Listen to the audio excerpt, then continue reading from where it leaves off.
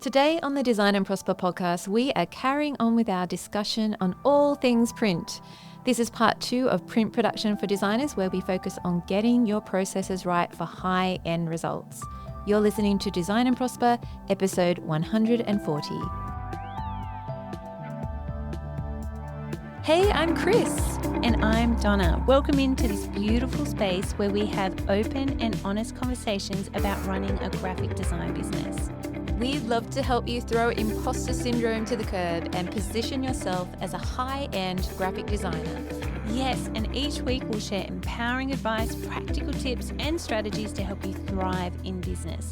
We are so happy you're here.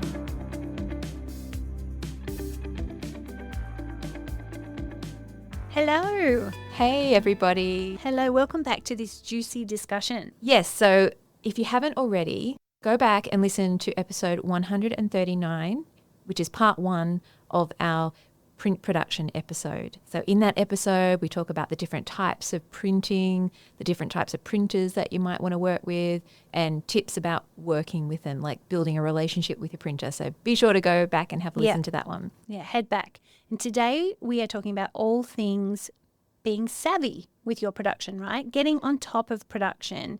So one of the first things you need to do, you need to be fully equipped for the print production process, right? You need to understand what you're going to print on.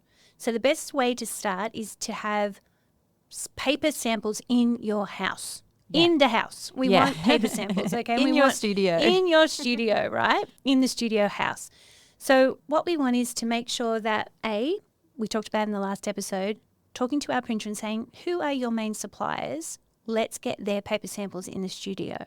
So what we do is we reach out to all of the paper suppliers and they'll give you a free kit. I'm sure you've all got these in your studios, but if you haven't, they are free. Paper suppliers want you to have them. So, and it's a really beautiful tool to use to actually discuss the print process with your clients as well. But it's all about the selection process for you. So make sure you get your hands on your paper samples from all of the suppliers that you're likely to use. Yes, having the beautiful printers, little swatch books are so much fun to have in your possession and to go through and think about that and dream about that, because some of them are like dream stocks. Like you think, well, can we ever afford this for a project? But they're just so beautiful to look through all those things. And just having a relationship with the paper houses is really important too, because they do drop-ins as well. And if you have a relationship with them, you can set up meetings with them and they can give you beautiful printed samples. And it's so inspirational. It's so much fun to see what other design studios have been doing. They might give you samples of award-winning work that's been produced on one of their newer stocks and how it's working. And they showcase innovative print techniques as well. Like I would never have known. I had this example on the previous podcast where you can use a Pantone magenta that is fluorescent, basically, and replace the magenta in CMYK process. And it just gives everything such a pop and a lift and a vibrancy. And I would never have known that if a paper house hadn't given me a sample and showcased that for me. I remember that sample. Do you? That was such a beautiful sample. Gosh. I think that got a lot of designers going. It's like, woohoo! I used to love the Mohawk range. When our rally paper it was at the time, they had a Mohawk competition, annual competition, and a show, and we would get the beautiful Mohawk samples, and they're just the most beautiful things to have in the studio, to share with your clients, to create inspiration. It is really beautiful. Yeah. And the studios themselves want to share these with you. We used to love it. Our supplier would come and he would have his kit and we'd be like, what have you got? What have you got? What can we keep? What can we keep? What can we keep? What can we keep? And then we'd have our little stash that we can keep, because they want to give these to you. They want to inspire you, because they want you to be producing work like this, because they want their printery to be, creme de la creme. They want to be producing gorgeous high-end work. So they're super happy to share it with you. Yeah. And did you know that the paper companies will also supply mocked up samples for you? So you can give them a call, or there's usually an online form, and they will usually fulfill your request within 24 or 48 hours, depending on the postage cutoff time, if the delivery person has been able to pick it up in time. But if you order before 12 p.m, usually you're pretty lucky, and you can tell them if it's urgent, I need this urgently. You can get mocked up 16-page brochure. It would just be a blank paper sample. Yeah. But it's so helpful. So helpful. So helpful, and also in communicating to your client and giving them an extra tactile visual about how it's going to all unfold. It gets them excited and on board. Absolutely. Yeah. And the weight, you can, if you are doing like a big direct mail campaign, you can take that sample to the post office, get it weighed, and you can do some costings with your direct mail campaign as well. So that's for large print run, large direct mail campaigns, anything that has to be posted. You need to know the weight. Yeah. So you get the exact grammage mocked up exactly to size, and you've got all of that intel that you can actually start to quote properly on. So there's little tricks like that that are so important to the process. Yeah, and weight isn't just about postage as well. It's about how it actually functions. And sometimes you can go too thick with a brochure, for example. You think, I really want this to be on 180 GSM, or I want it on 160, and you get it and you go, oh, it's actually a bit thicker than I thought. It actually is too thick for this purpose. Yes. And then so when you get your paper samples, you ask for your mock-ups. You can say, I need to see my 16-page brochure on 110 GSM, 150 GSM, and 180 GSM. And you'd be looking at their little swatches to get those weights. You wouldn't be asking for something that doesn't exist. You'd be seeing those little swatches in the paper samples, and you'd be asking for a variation. It's totally fine, because that's why you need the samples. You need to feel it and flick through it and see how you think it'll crease and how does it fold, and is it smooth? Has it got a tactile quality? You could even get some different kinds of paper, like you're thinking, oh, I think I might want a really toothy textured paper for this, kind of like watercolor, or maybe we could do like a full shiny gloss, completely different look, but what would that feel like? What would that look like? And absolutely. It's interesting when you get paper in your hands, 200 GSM in an uncoated paper feels a lot heavier and more firm than a 200 GSM in a gloss paper. It's floppier, and it's just not as, it doesn't feel thick. You look at them and go, how are they both 200 GSM? Nothing alike at all. No. And so you get to work that out. You get to hold these, and the tactility of it, you get to share it with your client. They get to hold it, because often our clients wanted glossy stock. And so what we'd do is we'd get a print sample in what they were thinking that they were after, and also what we wanted the work to be printed on, and we'd hand it to them. And that simple experience of holding the two similar, well, exactly the same sized items in the different stock was enough to push them over to our way of thinking. Because they'd feel it and they'd go, wow, that experience just feels so much better. Then you would couple that with print samples from your paper supplier, printed samples on that stock, so they can see, this is what it feels like, this is the size of it, and this is what it will print like. And that is enough of a bridge to close the gap on what the clients want. The client's going, what on earth is this going to look like? Yeah. But that closes the gap for the client. There's enough visual reference there for them. Yeah, that's a really good point, because you don't just have to ask for blank samples. You can say, I need to see a double-sided print where it's quite saturated. I need to see the show through. Can you send that through as well? Because I need to see if, because my design, it has a lot of solid colour.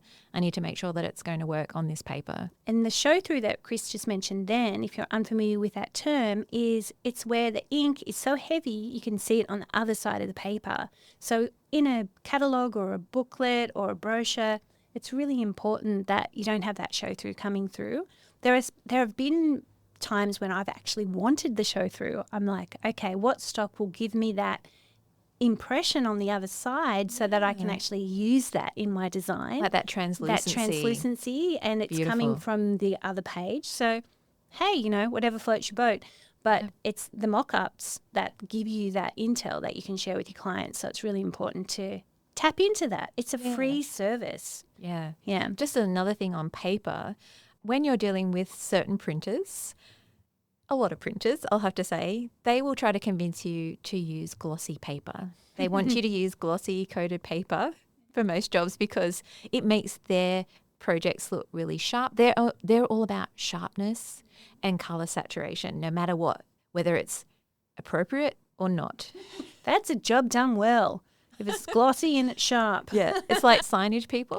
If it's big and bright and neon and it's flashing, job done. Yeah, but job done well, Kris. No, we need to sometimes have those conversations with our printers and our clients that we are going for a more muted effect, that the colour saturation won't be there as much with some uncoated papers, but that's the look we're going for. Yeah. We always say things like humanist. We're going for a really human, tactile quality. We'd use those sort of lovely words to really help them to understand why we're doing this. Yeah. Yeah, because we didn't want to be like all glossy and shiny. Sometimes, like we did some projects on super, super high gloss and it was intentional and it was beautiful. And, you know, you want that big pop of colour. Yeah, it's all part of the brand, right? Yeah. It's all part of the brand. The paper selection is as important as the typography selection. Yeah. It is all a part of the brand. It is. So, yeah, you've got to do whatever is appropriate for that particular project.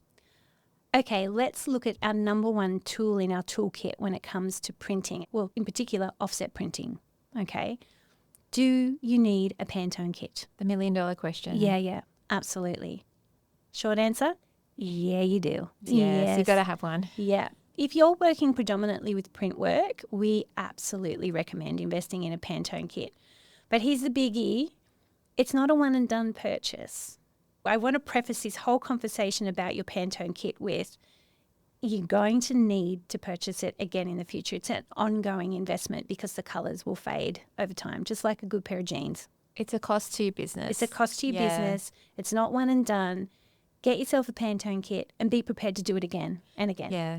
And you know what? We're pretty lucky when it comes to running a design business. We can run a pretty lean ship. We don't have a lot of expenses. We can run our businesses from home. We don't have to invest in multi-million-dollar print equipment and all that sort of thing. But we really do need a Pantone kit. And they are a big investment. They are. We're not going to sugarcoat it. They do cost a lot of money, and goodness knows I wish they weren't so expensive. Yeah, but they really are. Yeah. But you just cannot trust what you see on screen. No, absolutely not. Even if you've gone to the trouble to calibrate your display, you cannot trust what's on screen, but you can get some little swatches, share those with the client, and the client signs off on those swatches, and you can be very confident you're going to match that. So it's essential. Yeah. So you're probably thinking, well, what do I get? What do I buy? There's just such a huge world of Pantone out there and it can be really confusing.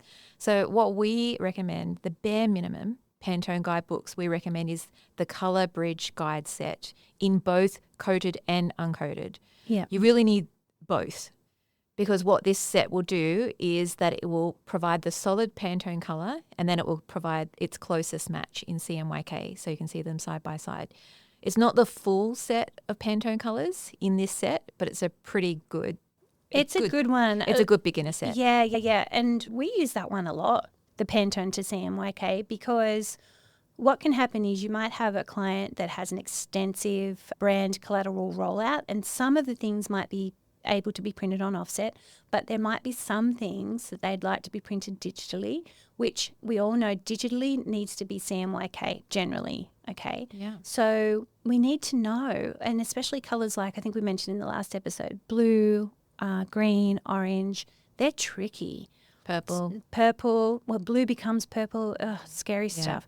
So if you have that kit, at least you can be looking at, okay, if I print offset, I'm getting this colour. If I'm printing CMYK, I'm getting this colour. And it might just mean adjustment in files. You might have a Pantone ready file and you might have a CMYK ready file. That's the power of having that kit. It will give you that understanding. So, yeah, that's the bare minimum that we recommend. Yeah. So the next step on from that is the Essentials Guide Set, which it includes quite a few swatches, and that includes Pantone coated and uncoated. And in the previous set, we did say get coated and uncoated. You cannot be just getting one, especially if you're dealing with both kinds of papers. I mean, if you're only printing on uncoated, just get uncoated. If you're only printing on gloss, get the coated. But I don't think that's going to be the case. I don't think so. No. I think you definitely need both. Yeah. So this set has the Pantone coated and uncoated, the full set of colours. Then you have Pantone Colour Bridge coated and uncoated. So it has that one in there as well. It has Pantone CMYK coated and uncoated. So why would you need this and the Colour Bridge?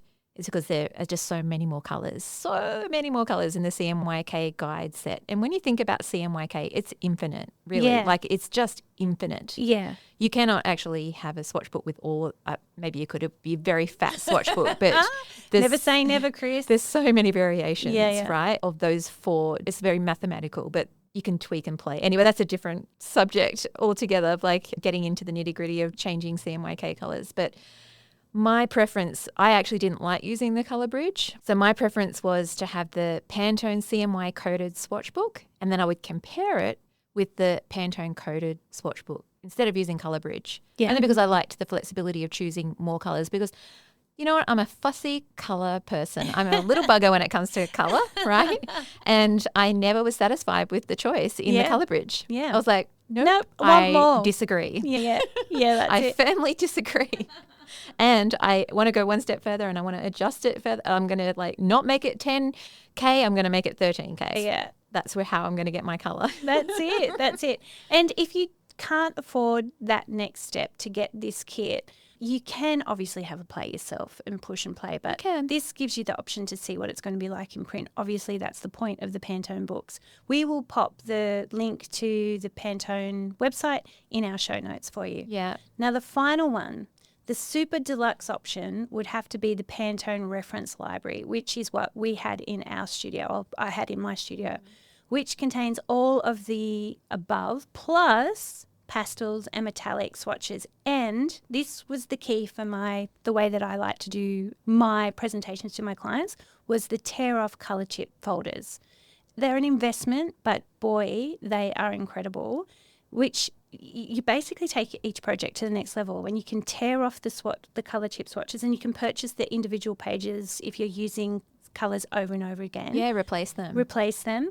But for me, this was how I would get my colour stories over the line. And just like Kris, I was colour particular, very, very fussy. And this was the way that I would be able to take it into a client, present them with the colours as a little colour story side by side without having to fan the great big book everywhere and have folds and creases in my book.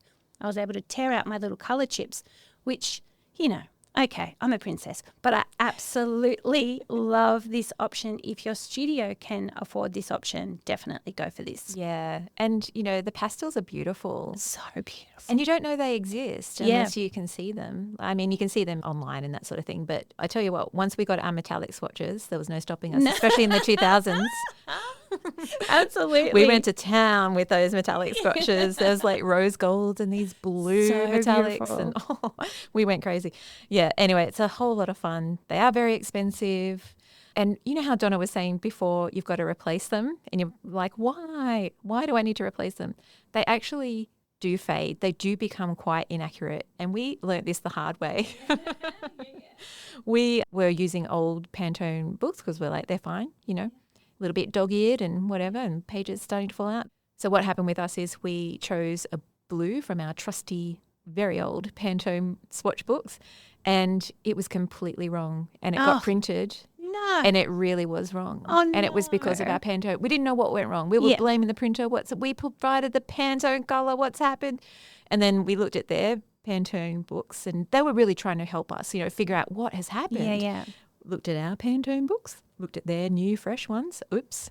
They have changed. They have adjusted. I love that first-hand experience story because it is so true. They do fade and you do have to invest in them. So, wow, thank you for sharing that, Kris, because that's it. There's evidence, right? Yeah. Change these up. At least 2 years if you can, but at least maybe, how far would you push it, Kris? Maybe 4. 4? Yeah. Yeah. No more than that. No more than that. And I just want to actually add another question for your printer. So I think we had some questions when we're interviewing printers in episode 1. So I'm going to add a question here. We want to know how current is your Pantone swatch book? We want to know. Can you tell us, have you got accurate Pantone swatch books? Because between now and you being able to invest in your Pantone swatch book, grab a great relationship with your printer and use their Pantone swatch book. You can actually check in using their Pantone swatch book. So if you can't invest in a Pantone swatch book just yet, if you're using a great printer, they're bound to have a swatch book that they will actually help you out with. but just make sure it's current. Make sure it's a new one. They might tear off some of those little swatches for you Yeah, so you can take yeah. them to the client and get the Yes. approval. Yeah, definitely lean on your don't fly blind with this. Definitely lean on your printer to check the Pantone. Always check the Pantone. Yeah. Please do. So another thing that you can do with colour is if you're using a particular printer, or even if it's an online gang printer, and we talked about gang printers and the bulk printers in the previous episode, but sometimes they have posters of their CMYK swatches that is aligned to their printing press. Yeah, that's been calibrated. It's been calibrated. So, and it will have the breakdown of the colours, and it's not the Pantone CMYK, it's their version. Yeah. So that can be handy to have too if you're using a particular printer and you're using CMYK. That's not for Pantone, that's for a 4-colour process project. Yeah, perfect. Love that. Okay. Shall we dive into a little bit of pre-press, Kris? Yes. All right, let's do that. So we need to get ready. We need to get our beautiful files ready for print. So there needs to be some really important steps to our process to make sure we achieve accuracy, because there are no mistakes in art, but there are absolutely mistakes in production. Okay, so we need to be really across this. Oh, we do, because there's nothing more stressful, honestly, and because there's a lot of money on the line usually, and it's horrible. Yeah. And we have learnt through trial and error with print and getting the right systems and procedures in place so that you don't have mistakes, so that you can minimise them. Yeah, absolutely. 100%. So in every facet of the print production process, clear communication with your printer, with your client is necessary. That's absolutely a given. And when it comes to preparing files for print and handing those over to the client, there is absolutely no mistake for foggy communication, is what I'm trying to say. This is where clarity really has to be at a premium to make sure that they're getting the right files, they understand them, the printers are understanding the files, all the right file formats are in place, we get proofs. So this is the world now, this whole beautiful pre-press world that we're just about to dive into. Yeah. Yeah, there's so much to this. There's no room for being vague when you're dealing with a printer. Absolutely. And sometimes you feel like you're even overstating things. Yeah. You're over-delivering in terms of instructions. That's how I felt sometimes. But then I got really lovely feedback from a printer saying, nobody supplies files like you. You're just like, it's all just so clear. And I was like, okay, well, I'm onto something. Yeah, well done you. Yeah. Well, I think it sort of boils down to, and we talked about briefly in the first episode, not wanting to erode into our profit margin. Every little mistake that's made in this area can be a time vortex.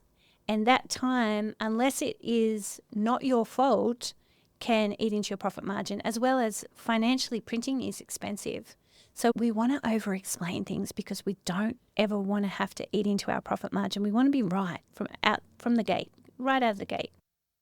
Yes, and don't be afraid to ask questions. If in doubt, ask away. Like, always ask for advice. They're there as your professional advisor, essentially, for print. So if you're sending off a project for the first time, be sure to check in with your supplier about all their preferences, like how do they want their files supplied and what is their process like. Like, lean on their process, essentially, if you're new to this. Love that, Kris. Great advice. Yeah. All right. Okay, so we have a design that has been approved by our client. Yes. It's now time to take it to print. Hey. The design has been approved. Now we know exactly the scope of works that needs to be printed. We need to get approval for the investment of the printing. Okay, so we need to get a quote. We like to include what's going to be printed, so we specify the thing. It is a booklet, it is a DL, it is a postcard, whatever it is. It is to be printed in how many colours, whether it's CMYK, 2-colour process, whatever that is, we specify how it's going to be printed. And this particularly is for offset printing, where you can actually specify. We like to specify how many sides it's being printed on. Is it being printed on one side or 2 sides? Yep. We like to specify the stock. Specify the paper. Yep. What is it being printed on? For example, is it being printed on 270 GSM via vellum warm white? Exactly what is it going to be printed on? Yeah, be specific. Be specific. Or in that case, you could say what have you got in Yes, stock? I love that. What do you got? What do you got that's going to be actually beautifully compatible with this, and most importantly, beautifully compatible with my client's budget? Okay, so in the case of signage, we specify materials and that kind of thing, Yeah. like whether it's on vinyl or timber or whatever. Then we specify the finished size. So we say it is, for example, A4 297 by 210 folded to, and then we give the folded dimensions. Or we say it's a 5-inch by 7-inch postcard. Whatever it is would be very specific about the paper size and then the folded size, or if it's just a single size. And then we specify any special finishes or requirements, like whether it needs to be scored or glued, or if there are any special assembly requirements that need to happen, like die cuts and knives and varnishing, embossing, foils, Stitching. all the beautiful things, Yeah. stitching, that kind of thing. Yeah. Then we include number of kinds. For example, if it was business cards, you might have 27 people in the company, there'll be 27 kinds. So that's that kind of thing. Yeah. Sometimes it's called types. Yeah. So 27 types or 27 kinds. Yep. That's pretty typical language. Yeah. Yeah. Yep. And then we have the quantity. And like Kris was saying earlier, please quote on 500, 1,000 and 2,000 of each kind, so that the client then can see there's not that big a jump to get 2,000 of these printed, and the per unit cost comes down. So Yeah. yeah. And we want to be mindful of not being wasteful there as well. Like, we don't want them to just get 2,000 because it's only like $100 more to get 2,000. We don't want to be wasteful, but sometimes they actually really do need 2,000. Yeah. And especially when you're dealing with repeat clients, you can really see like, wow, you've gone through those 500 business cards in 6 months. Let's get 2,000 and then they'll last you 2 years. Yeah, You can do love that that. sort of thing. Yeah. And see how Kris was just the authority then? I love that. Straight away, instantly aware of my needs as a client, and was wanting me to save money and save time. So it's great. I think that's really important when Kris just did that there. So pay attention, people, getting lots of business tips throughout this as well. And the last thing that Kris and I like to do, and particularly I did this throughout my business the entire way, every time we request a quote from a offset printer, we provide a printer's mock-up.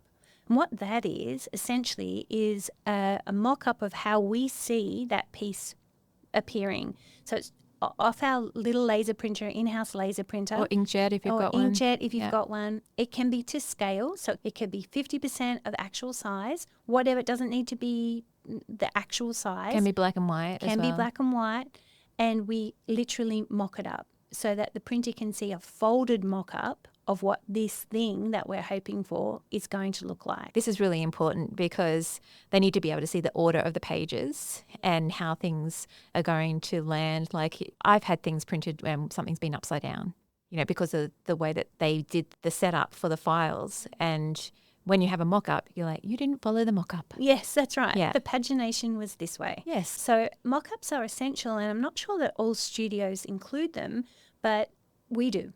We do that every single time, and it's really fascinating because a lot of the time the printer will go, oh, wow, that's really interesting how that folds or that thing happens. It might spark something for them where they say, have you seen this new innovation with folding? Have you seen this thing?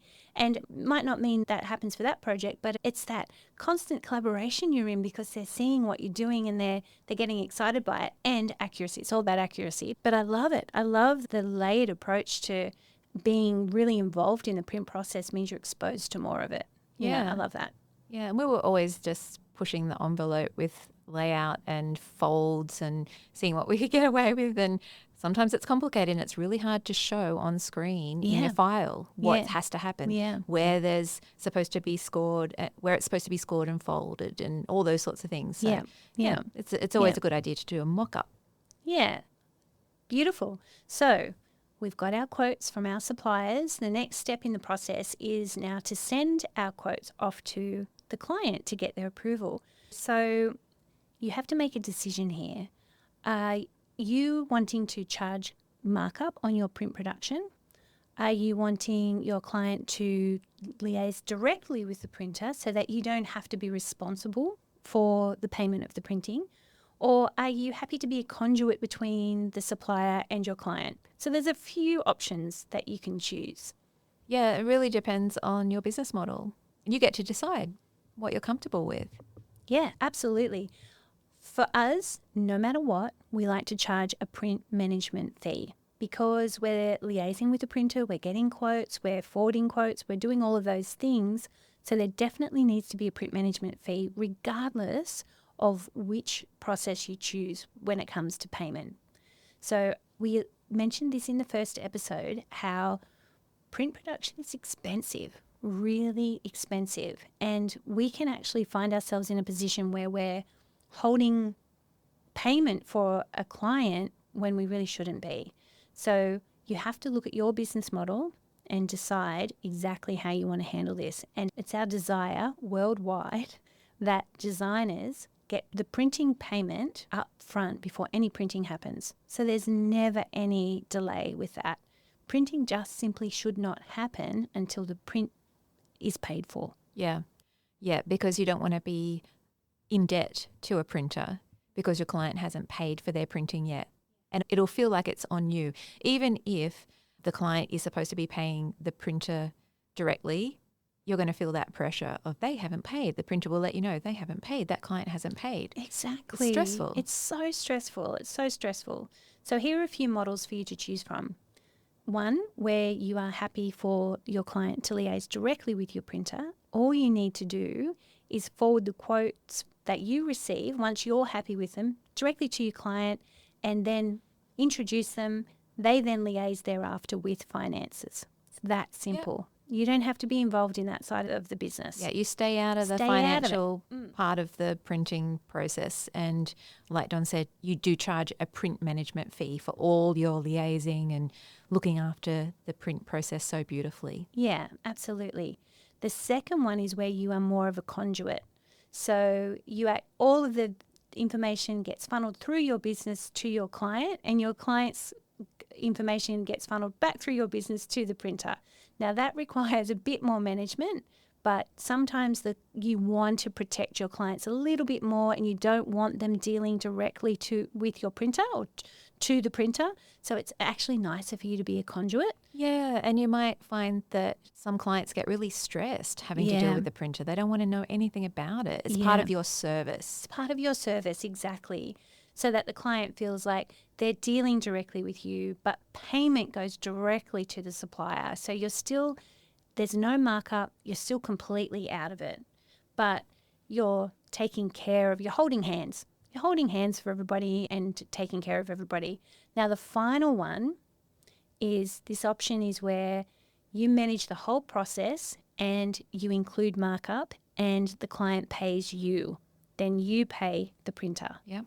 And this is a model that we used a lot in our business and in my business, and it worked really well. We would put a print markup on as well as a project management fee because they were two different things. Typically, a print markup can be around 20%, can be up to 40%, depending on the relationship you have with the printer.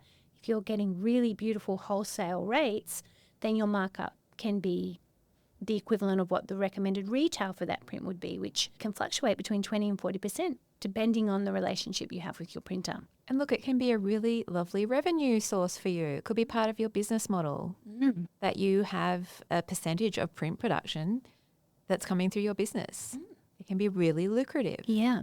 So a couple of things to wrap up there. Always have your print management fee as a separate item to the print itself. And if you are doing the markup, make sure that markup model, make sure your printing is paid for prior to production commencing. Always. Always. That's a non-negotiable. Yeah. And if they delay payment, they're delaying their printing. It's that simple. We had to go well into our overdraft to pay for client printing at one stage, and it was a never again situation. Yeah. It was so stressful, and it was a big amount of print. So do not recommend that. Yes. Payment upfront. It was after that. It was like payment upfront, or you're not getting printing. Yeah, that's it. And it needs to be. It's like printing will commence when payment is received. It's that simple. You don't get it otherwise. It's too expensive. Yeah. Yeah. Okay, so Yoo-hoo, they've approved the quote. Lovely. Yay. Next, we now need to prepare the artwork for print. So we now need to prepare the proofs for the client to approve. This is different to the design concept proof. This is the printing proof. So often the clients will go, why am I seeing this again? And why am I signing this again? Yeah. And it's like, well, this is a different process. This is a print process proof where you are absolutely responsible for proofreading. You absolutely have to check this off. And we used to have a little checklist. We'd give it to them in hard copy and have a checklist on the back of the hard copy that they would have to initial on all of the things that we were asking them to check, like it's the most current text, typos, things are placed in the right position, all the things. And they would sign off on that. And then that is the artwork that would then go to the printer. And so what you're doing here is you're putting all the responsibility for any mistakes or errors onto the client's shoulders. Yeah. You signed off on it. Yes. And it's very clear. And you use that language. It's not just a signature. You actually say, I understand and accept that I am responsible for, this is the final proof, and I'm responsible for any spelling errors or any other mistakes that are included in this proof.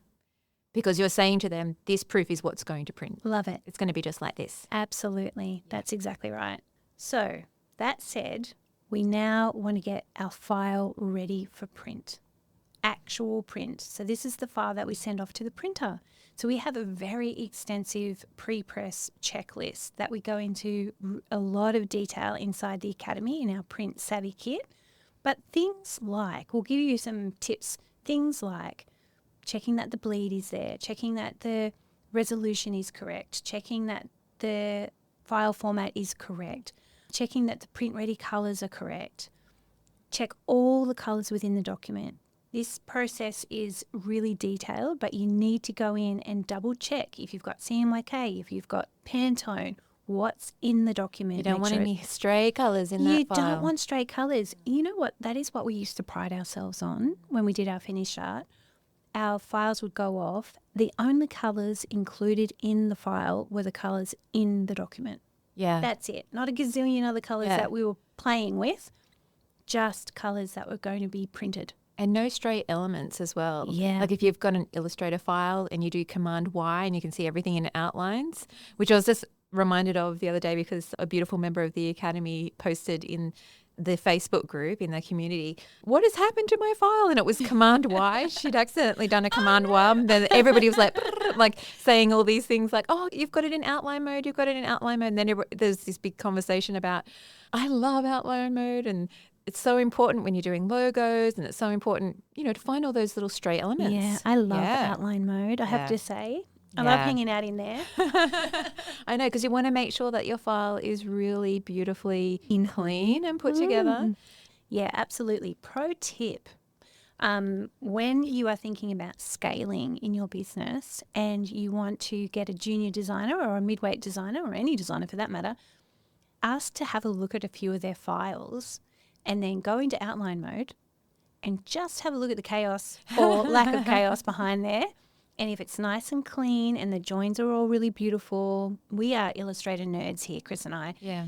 We love everything to be just beautiful and clean. So, yeah, pro tip, check out the back end of the file when you're thinking about hiring someone. Yes. Anyway. How are their layers organized, all that sort of thing. Yeah. And a really important thing that you need to do with every print job is not just do a spell check, that's important, but a proofread. And preferably somebody else's eyes to do a proofread. It's amazing what gets missed.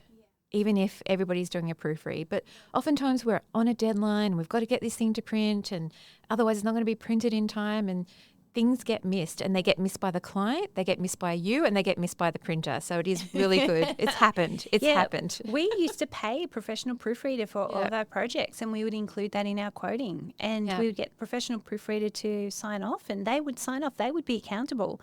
So they took their job very seriously. And then the client would have the ultimate sign off, though, after the fact. But we included that. So that, yes, spell check is a lovely one to add to your checklist. And like Kris said, proofread, so important. Yeah, because when you're a designer, everything becomes graphic elements. You don't see words anymore. You just see shapes and colour. And it's really easy to miss a very obvious typo, even in a heading, I tell you. Yeah, it is so easy. So a couple more things that we probably would like you to include in your checklist is making sure your X and Y coordinates are correct if inside InDesign. I love getting mathematical and nerdy about it. Get nerdy, get down and dirty. Now, we're not going to go into everything. We go into lots of detail in the academy, but the other no-brainer is bleed. Make sure you have an accurate amount of bleed and make sure your images have bleed on them. So check in with your printer. What are their requirements? Yeah. Do they want 2 mil bleed? Do they want 3 mil bleed? What do they use? What do they want? What file format do they want? All of that type of thing needs to be checked in with your printer. So yeah, get yourself a checklist. If you haven't got one together, get yourself a checklist together. And for all of those people who are in the academy, you're lucky you've got one, you have access to ours. If not, come and join us in the academy and you can access ours. Yeah, that's right. All right. So your job has been printed. Now, we used to have a rule in our business, especially for the big jobs, the big, long document, annual reports and things like that. When we got the sample back into the studio, if anybody spotted a mistake, they weren't allowed to tell anyone. Do not tell us. Too. We don't want to know. There is nothing we can do about it. It's too painful. It's too painful, especially little things like a rogue comma or an apostrophe that was a minute mark or something like that would do your head in, but nobody else is going to care, that kind of thing. Obviously, glaring problems, we would need to mention them, but for those little mistakes, granted in a massive document, there's going to be something that we've missed. So anyway, that aside, we've got our beautiful printed piece done and dusted and it's delivered to the client. Just remember that you need to continue to nurture your client. They receive the printed samples. What we did, we would actually invite them into the studio. We would have a box of the printed work. We would present it to them, look at it together, talk about it, talk about next steps, what needs to happen. If it was a mailer, what would need to happen. And we just have this little celebration. Here it is. Here's the final printed piece. That's luxurious if you don't have that sort of time. Or location issues. That's right.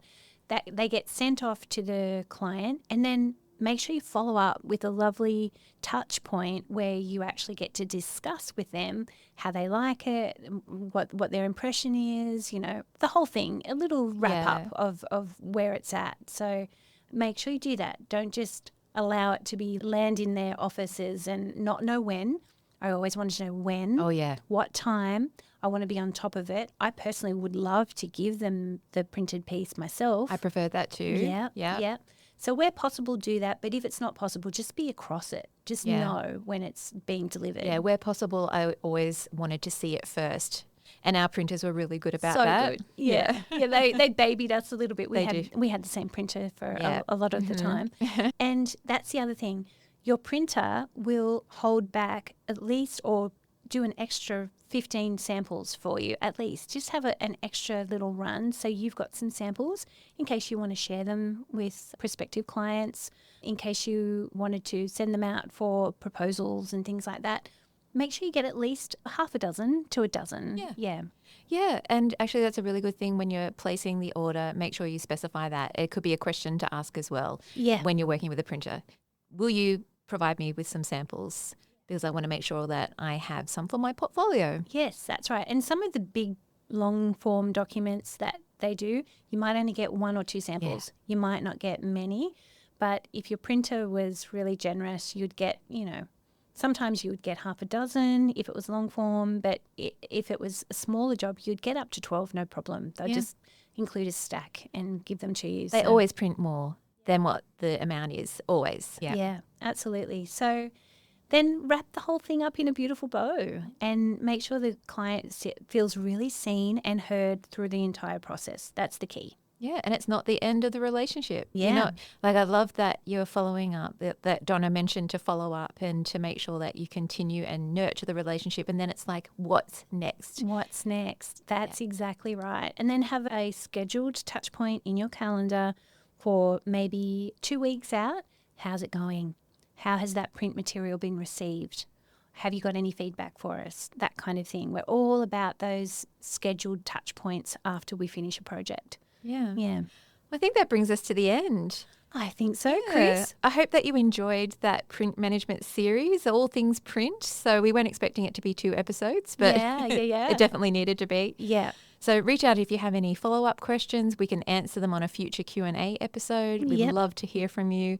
And as always, we would love it if you are enjoying the podcast, if you're getting benefit and knowledge from it. We love it when you reach out to us and let us know that. But if you could leave us a positive review, that would be amazing. And share the podcast. The more ears and designers who find out about us, the better. Yes. And reach out to us also via Instagram, DMs.